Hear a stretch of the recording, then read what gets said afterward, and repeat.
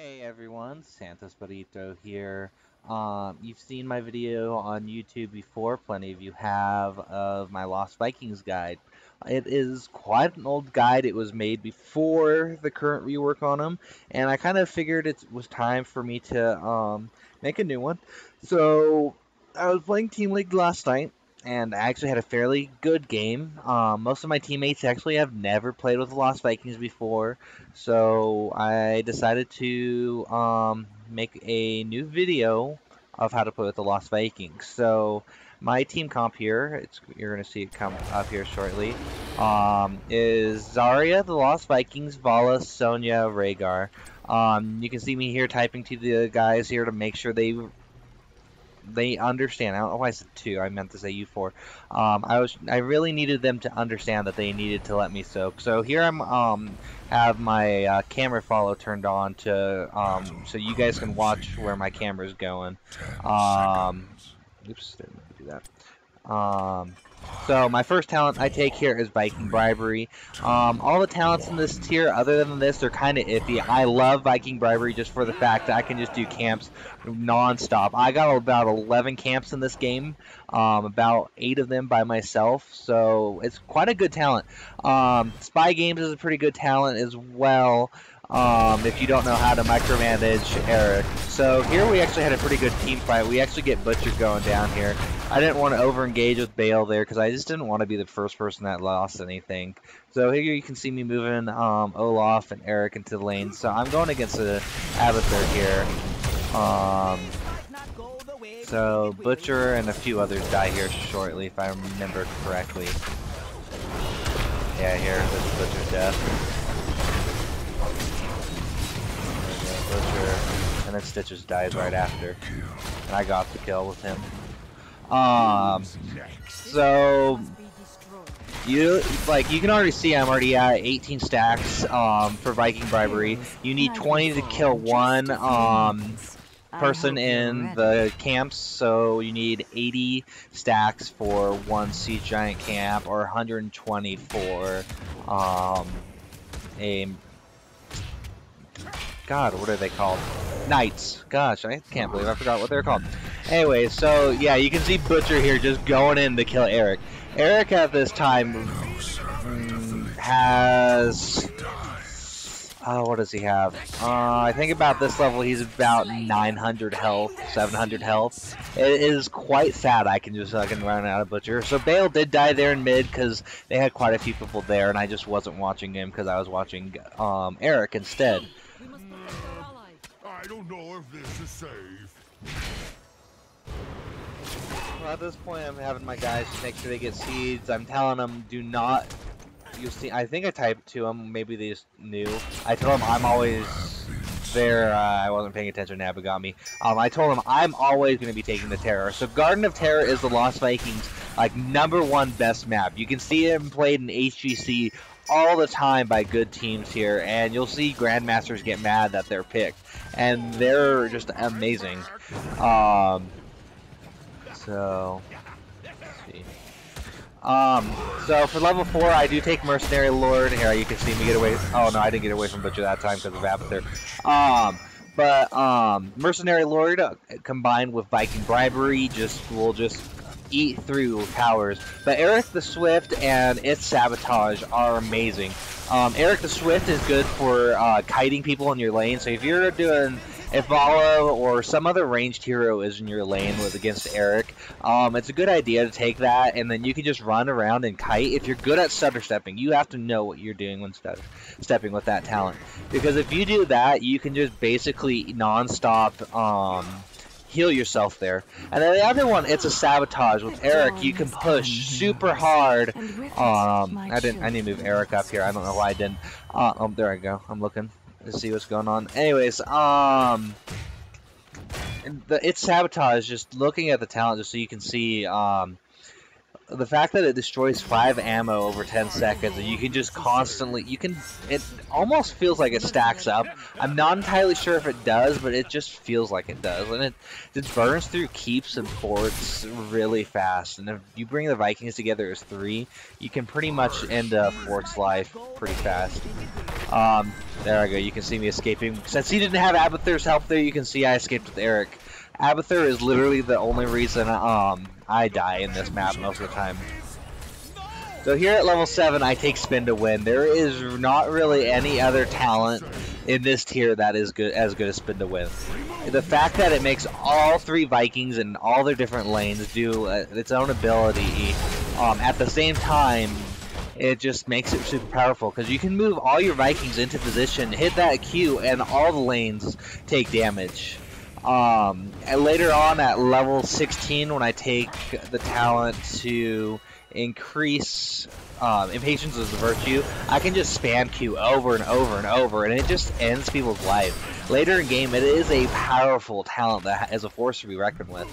But there's also another build you can do, which at level 13 and 16 you take the talents for Olaf, which makes him a really good team fighter, so you don't ever have to worry about leaving the fight too often. And allows you to actually be the tank for your team if your team needs a secondary or a third tank. So here I'm just kind of watching Eric do his thing against this fort, keep making sure Bale's nice and safe. So the one thing the Vikings people need to understand is as long as you have vision in the lane, you're okay. Like, you don't have to be close to the minions always attacking them. A lot of people get upset if your Vikings are just sitting in lane. And I had to explain to people, like, many times, it's okay. I have to explain to them, do you understand how experience works? As long as I could be standing over about right here and having minions die over here, and I'd still be getting experience. Like, people need to understand how good just sitting there and watching is. So here I take play again. Ragnarok is actually, or Longboat Raid, sorry, Ragnarok's level 20, is a good talent, but it just overall the level play again, just constantly being able to kill 2 of your Vikings and then cheese them back alive is so important in this game, and being able to teleport around the map depending on where you want your stuff is so nice.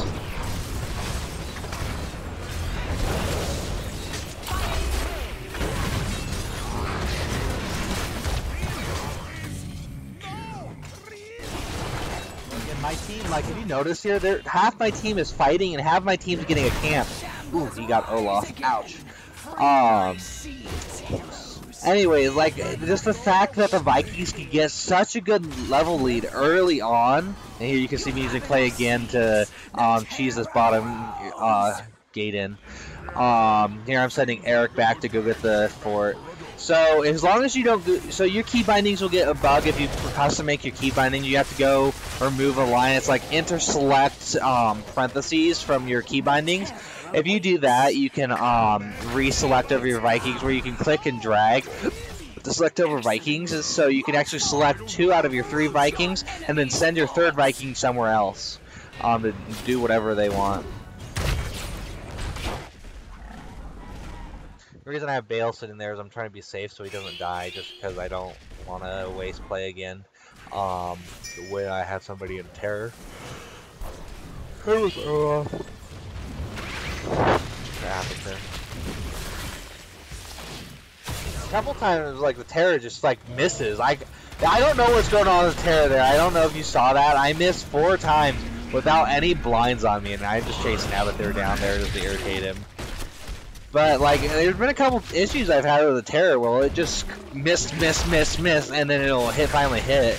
And I don't understand what's going on. Yeah. I did that Q a little bad, but I'm still going to get this fort though. So it is okay for you to just get the fort and leave one of the towers and gate open, as long as you get the thing that's important. Your enemy has spawned terror.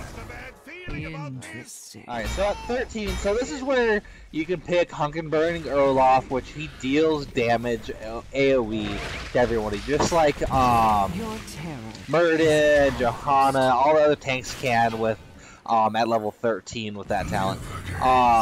That combined with the 16 where Olaf stuns, it makes him a really good team fighter. But I like to take jump because sometimes I'll get myself in some really bad spots, and I'm like, you know what? I'm going to take jump. And on maps like Cursed Hollow and Warhead Junction, I can take that talent and use it to take bosses nonstop. And if I'll play a game here later, and I'll show you guys me soloing a boss in another video. And it's just, you position your 3 Vikings in a certain way, you can move Olaf in and out, and he'll be fine. And then at that point, you can just use play again if you ever goof up. But you're constantly taking bosses, and it's powerful, it's sexy. Nicely done. The terror shall sap the life from your enemy.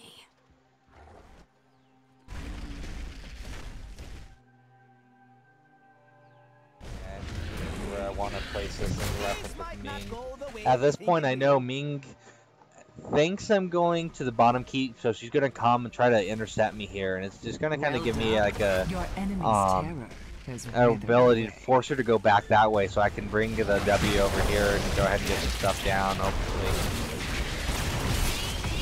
yeah, Ming is just gonna eat me alive here. I should have wanted to hit that more, but I'm okay. We're okay for the fact that we can just keep pushing and fighting, and we don't have to worry. I love how it said Balog died when Butcher died. I don't know what's going on with the game at this exact second, but it's kind of, the replay seems to be kind of buggy. See, I'm polymorphing out there, so he couldn't save Stitches. So like that's something you need to make sure you're watching for, is if your team's about to get a kill while you're in that terror, it is an important skill you need to learn to make sure you can take out their team when doing things. Now I'm out of terror, I'm gonna start moving my other Vikings to do things. We can bring everybody top and push this in.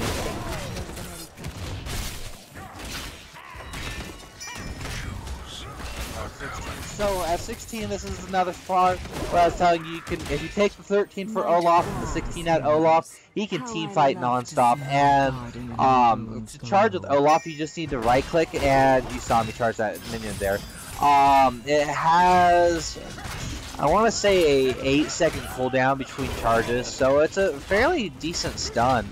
But I love Impatient Virtue, especially with getting jump and spin to win.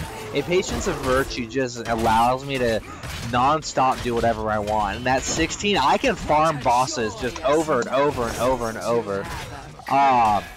So this actually, Impatience as a Virtue actually works with reducing play against time too, which a lot of people realize, and it's kind of nice. I'm gonna move Eric up here. Oh, there we go. So here we're gonna push this keep in real quick, and you can see this is why I take Mercenary Lord, because not only do my mercenaries deal a lot of damage to Abathur's monstrosity, they boost siege giants to deal a crud ton of damage versus this keep. This whole entire time we were here, my team was only hitting them. They weren't hitting the keep. And there comes the dead butcher. Even though we lost follow there, we got a good trade.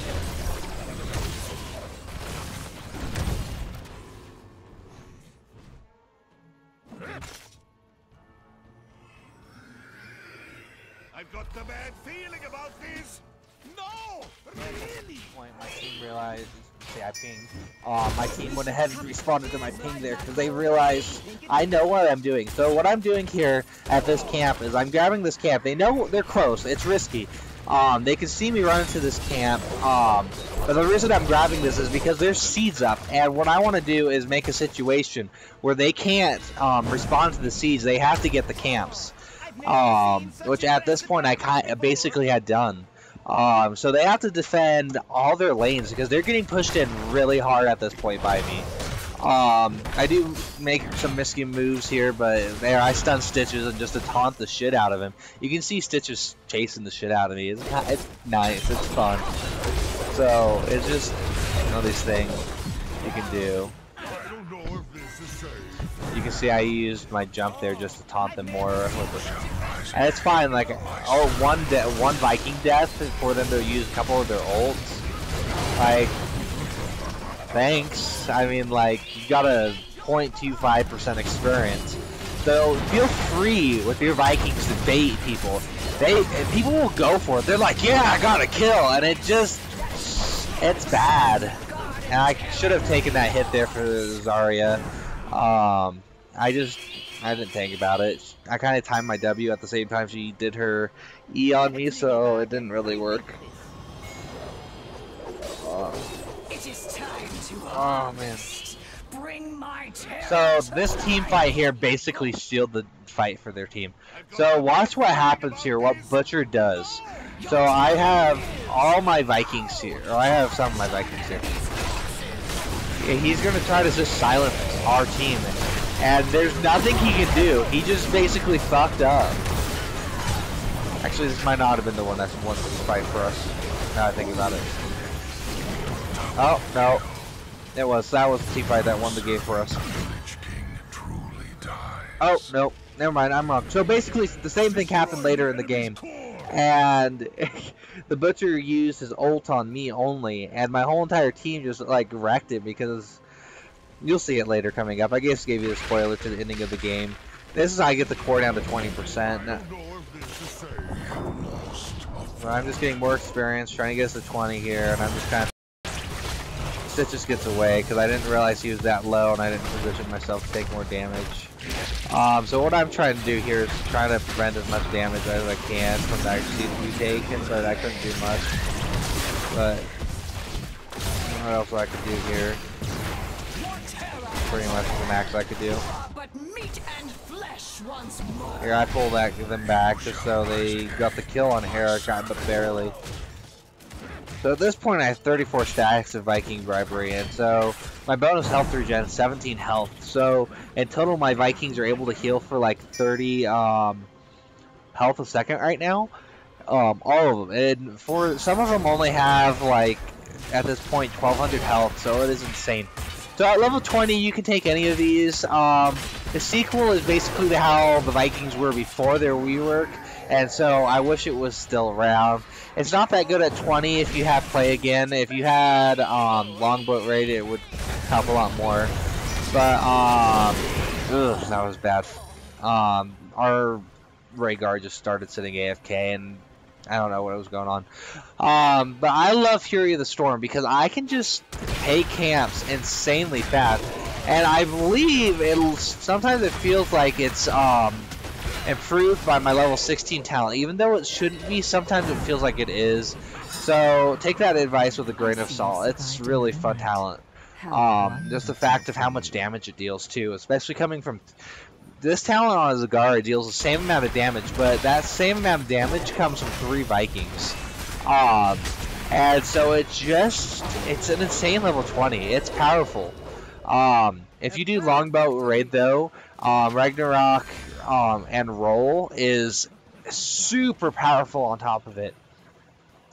Again, we do the hard push on top here, so they can't come fight us.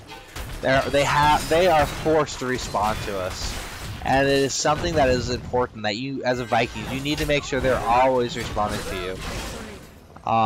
Here you'll see me let them bait 3 of my guys there, and I'm like, okay, cool, you got baited, have fun. I like literally like I was like, all right. That is like why playing again is so nice, because their whole team stopped to kill 2 of my Vikings. That's half of a kill, and that's why I actually ended up in this game getting so many deaths, like 2.25. That's a total of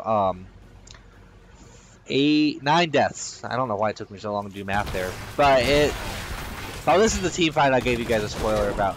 So I'm trying to get this camp very quickly, and Butcher's going to come in.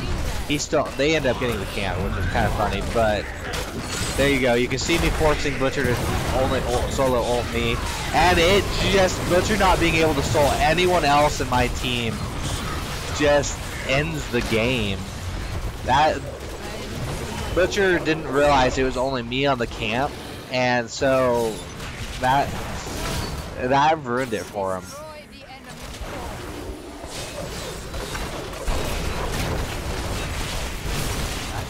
So that's how you play Lost Nations. Any questions you guys have, please leave them down below in the comments. I'll respond to every question you guys have. There's my stats for the game right there. So you saw throughout the game what the talents are. Again, if you want a reminder, it is Viking Bribery, Mercenary Lord, Spin to Win, Play Again, Jump, Impatience is a Virtue, and Fury of the Storm. Those are the talents I pick, and I hope you enjoyed this video and have a great day. And look, 11 Mercenary Camps. Have a great day. Hope you enjoyed the video.